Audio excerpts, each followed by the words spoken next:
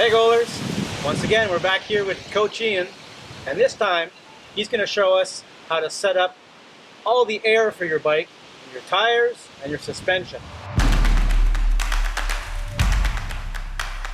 Now we're going to look at a simplified version to check your tire pressure and to check your suspension pressure.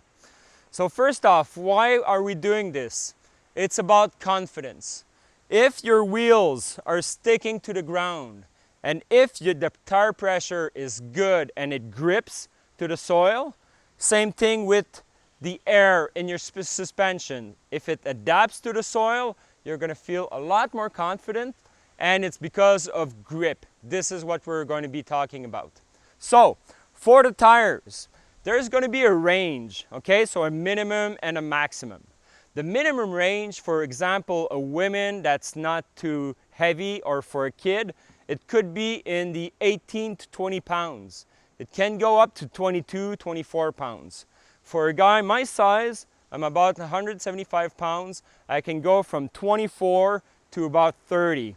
It depends on the speed you're going and how aggressive you are with the trail. So, the two basic pointers. First, do I have tubes or am I tubeless? If you are tubeless, you can afford to put a little bit less pressure. You're going to create more grip. If you have tubes, you have to make sure that you're not hitting the rim and pinching, so creating a flat. So that's the first thing that you have to figure out. Tubeless, less air. With a tube, more air. Second thing, if you are hitting obstacles at a high rate and banging your rims against the rocks and roots, first, you have to be a better bike rider, and second, you can put a little bit more air. So for example, my buddies that are riding straight lines and they're riding faster and burlier than me, they're going to put a little bit more pressure. I'm super precise with my bike and I like to hop around and just keep things rolling smoothly. I can put a little less air. Again, more air, you prevent flats. Less air, more grip. I love to have a lot of grip. So, in my decision-making process, I'm going to put a little bit less air, and I'm going to make sure to be riding very, very smoothly. How do we decide which air pressure to take? It's called bracketing. You're going to start off at the high end of air pressure. So for example, for me, I can start at 30. Am I bouncing around the trail? Do I have enough grip? Do I have confidence? I can start lowering the air pressure. What does it feel like at 28, 25, 24? Now we're going to narrow it down and I'm going to say, okay, I feel comfortable between 24 and 26. Now we can be super precise. For example, it can be a really, really muddy ride. The speed is going to be a little lower. We need more grip. What are we going to do? Put a little bit less air pressure. It's a fast and dusty day. I'm riding the bike park with my buddy. I'm riding blown out trails really, really fast. I'm going to put a little bit more air. I don't need grip as much, but I want to prevent punctures. So that's your basic baseline to decide air pressure. Second thing, we're going to look at the suspensions. So front and rear. First of all, with the rear suspension, I have a coil. There's not a lot of adjustment to do, so it's perfect. I can work on a preload here and I can work on the rebound. There's not a lot of features on a coil. That's why I like it. I like to keep things simple. On the front fork, the more you pay, the higher end the fork, the more buttons there are on the fork. So there's more adjustability. If you are somebody that's really, really finicky and precise and want to have the extra adjustment, go for the higher end fork. You're going to have all the adjustments possible. However, if you have too many adjustments, you can just get lost and do pretty much anything haphazardly. What's going to happen? You're going to have a fork that's going to underperform. Sometimes mid-level forks offer good performance, good enough for the common rider, plus there's less little buttons to control, and there's less features. It simplifies things, all right? So that's one thing you have to figure out. Because when you pay for a high-end fork, you have low speed, high speed compression, low speed, high speed rebound. Am I losing you? Perfect. That's why you have to choose a fork that's designed for your type of riding. This is perfect. Now, the two main things that you're going to work on is, first of all, air pressure, and second, on the adjuster knobs. If you have a simple fork, most likely you will have air, that's always on the left-hand side, and you're going to have rebound at the bottom end of your right-hand side. The air is the most important thing. It creates your sag. What is sag? Actually, it's how the fork compresses under your body weight. So, I'm going to check my sag. I have this little adjuster here that's going to tell me exactly where my sag is. I'm going to put it at the lower end of my fork. And I have sag as well, even with my coil.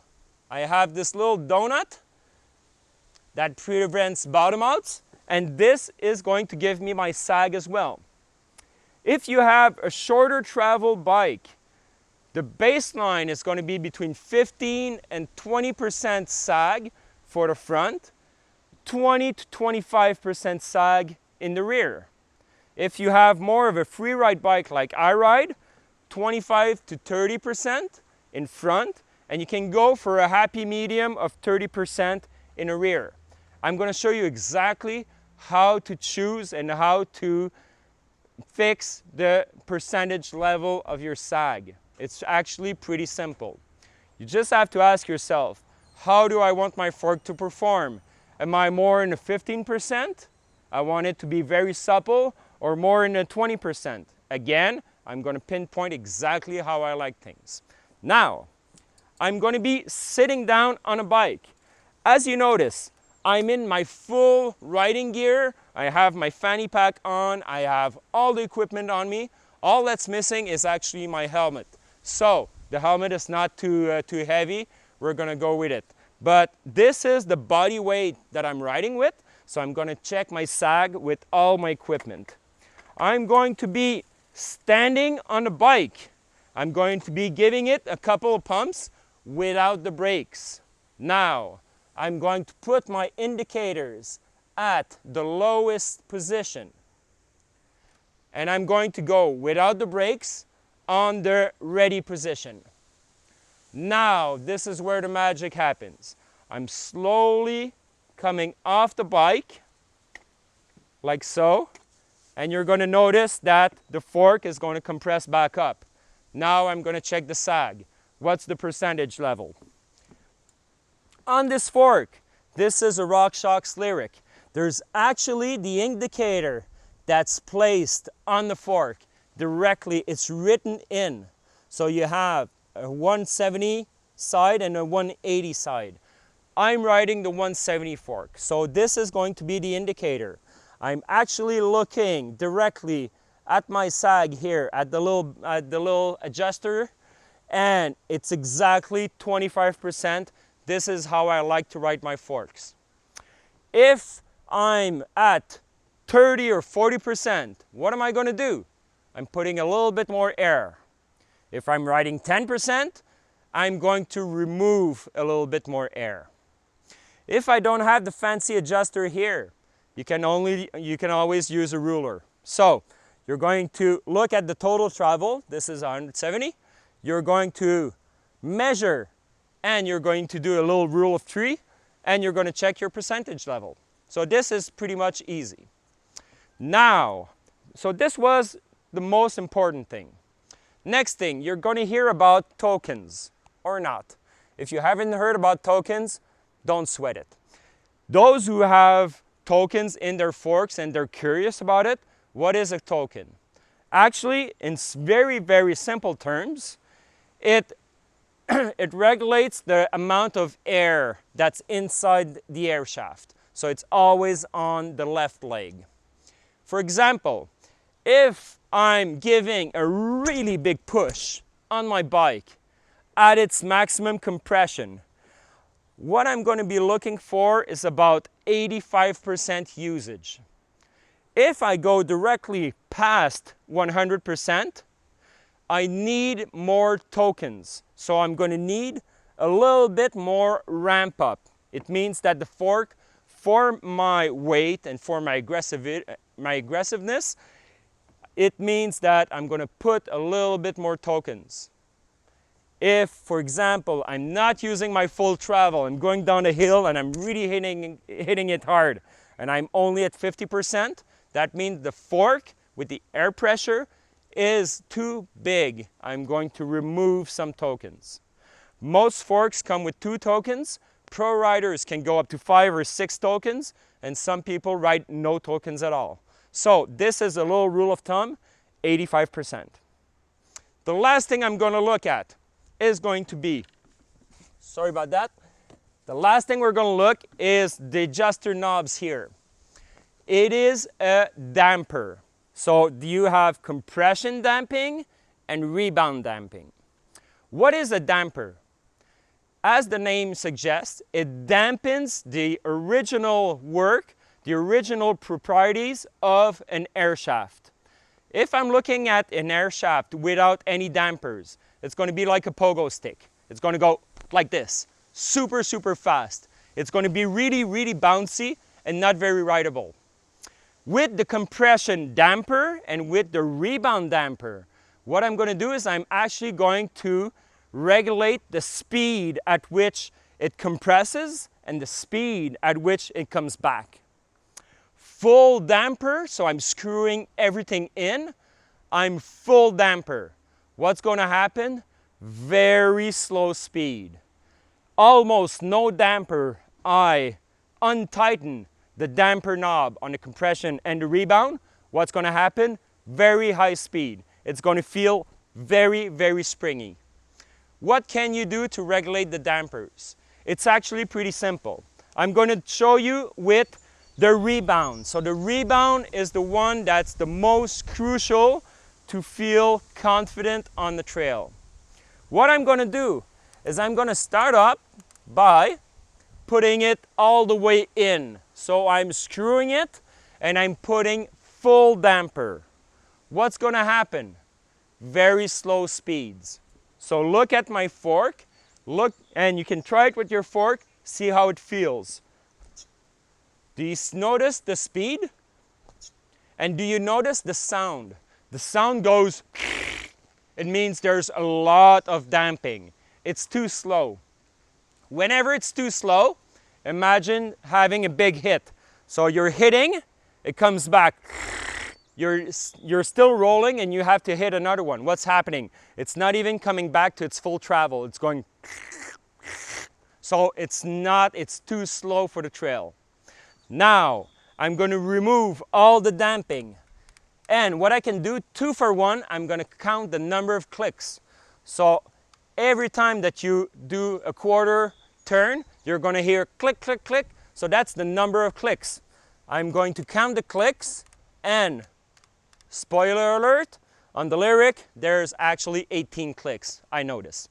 So I removed all the damper. It's going to be really fast. Look at the speed. You see how it bounces? Now, I want you to look at something, and maybe we can zoom in. That would be incredible. When I'm pushing down, you'll notice that the front tire is actually lifting up. That means I'm on a pogo stick. As soon as I compress, it shoots right back up. So, that means there is not enough damping. That's its fastest position.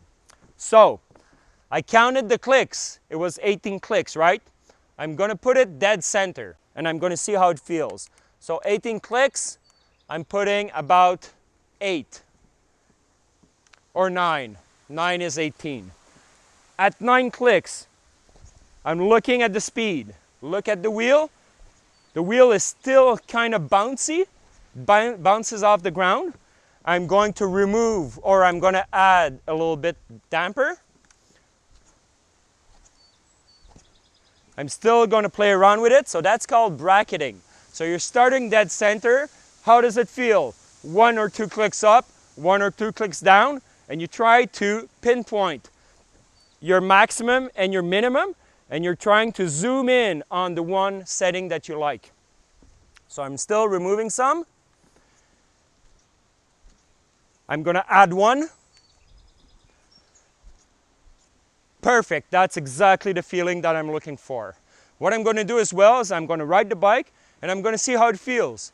Is it too fast or too slow? And then I'm going to adjust. The last thing that I'm going to do, I really like this setting. How many clicks do I have? So I'm going to screw it in, but I'm going to count.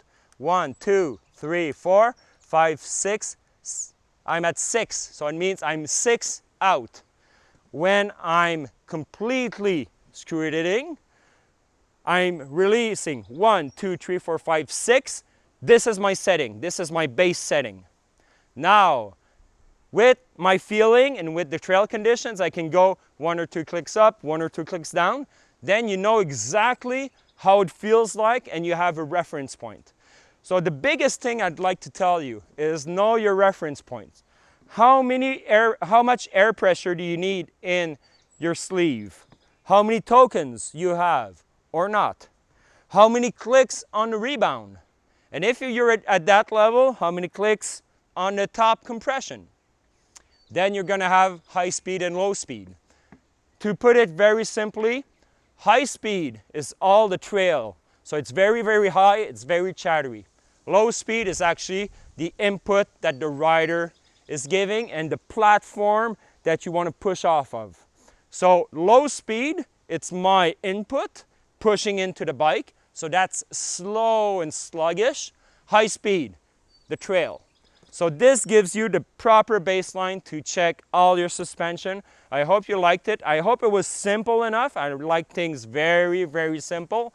If you want some information, what I would recommend, there's a lot of YouTube videos, but the ones that I really prefer, look at the ones from Fox Racing. Those are amazing. There's a show called Dialed. It's from Jordy. He's the head guy at Fox, and he shows all of that stuff. So there's a lot of stuff out there. You can also check on the RockShox YouTube page or on any fork, all-in or whatever you have on your bike. Check out those videos, and those are professionally made videos catered to exactly the type of equipment that you're using. So I hope you liked it. Thanks a lot, Coach Ian. That was amazingly complete, and now I really understand what I need to do on my bike to go out there for a good ride. Now, if you like this video, click on the like button. If you like our channel and you want to get more videos like this one, including Coach Ian, subscribe to the channel. And lastly, well, you know what? Never mind. Go check the rest of our videos. The sun's come out. It's a beautiful day. The bike is clean and primed and tuned. Want to go for a ride? Let's ride it. All right, let's go.